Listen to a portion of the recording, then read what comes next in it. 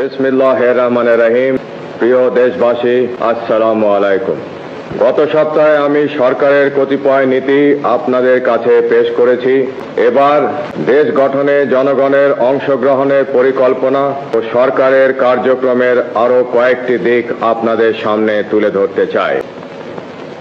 রাষ্ট্র পরিচালনার ব্যাপারে সংক্ষেপে আমার অনুসৃত নীতি ও কর্মসূচি হচ্ছে: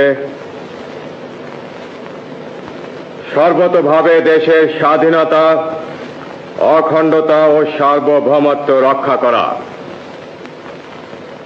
শাসনতন্ত্রের চারটি মূলনীতি অর্থাৎ সর্বশক্তিমান আল্লাহর প্রতি সর্বাত্মক বিশ্বাস ও আস্থা, গণতন্ত্র, জাতীয়তাবাদ এবং সামাজিক ও অর্থনৈতিক ন্যায় বিচারের সমাজতন্ত্র জাতীয় জীবনের সর্বস্তরে প্রতিফলন করা।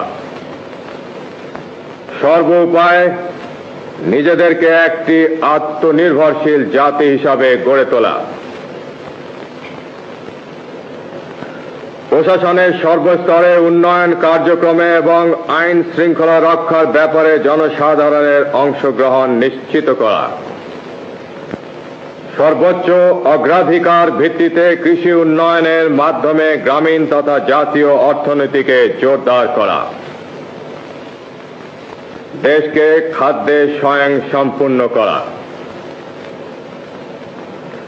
দেশে কাপড়ের উৎপাদন বাড়িয়ে সকলের জন্য অন্তত মোটা কাপড় সরবরাহ নিশ্চিত করা। কোন নাগরিক যেন গৃহহীন না থাকে তার যথাসম্ভব ব্যবস্থা করা। দেশকে নিরক্ষরতার অভিশাপ থেকে মুক্ত করা। সকল দেশবাসীর জন্য ন্যূনতম চিকিৎসার বন্দোবস্ত করা।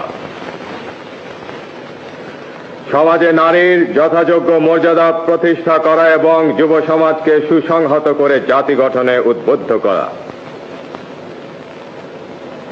দেশের অর্থনৈতিক উন্নয়নে বেসরকারি খাতে প্রয়োজনীয় উৎসাহ দান। শ্রমিকদের অবস্থার উন্নতি সাধন এবং উৎপাদন বৃদ্ধির সাথে সুস্থ শ্রমিক মালিক সম্পর্ক গড়ে তোলা। সরকারি চাকুরিজীবীদের মধ্যে জনসেবা ও দেশ গঠনের মনোবৃত্তি উৎসাহিত করা এবং তাদের আর্থিক অবস্থার উন্নয়ন করা। জনসংখ্যা বিস্ফোরণ রোধ করা।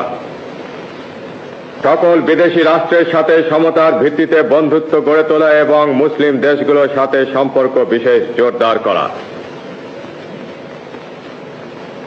প্রশাসন এবং উন্নয়ন ব্যবস্থা বিকেন্দ্রীয়করণ এবং স্থানীয় সরকারকে শক্তিশালী করা। দুর্নীতিমুক্ত ন্যায়নীতি ভিত্তিক সমাজ ব্যবস্থা কায়েম করা।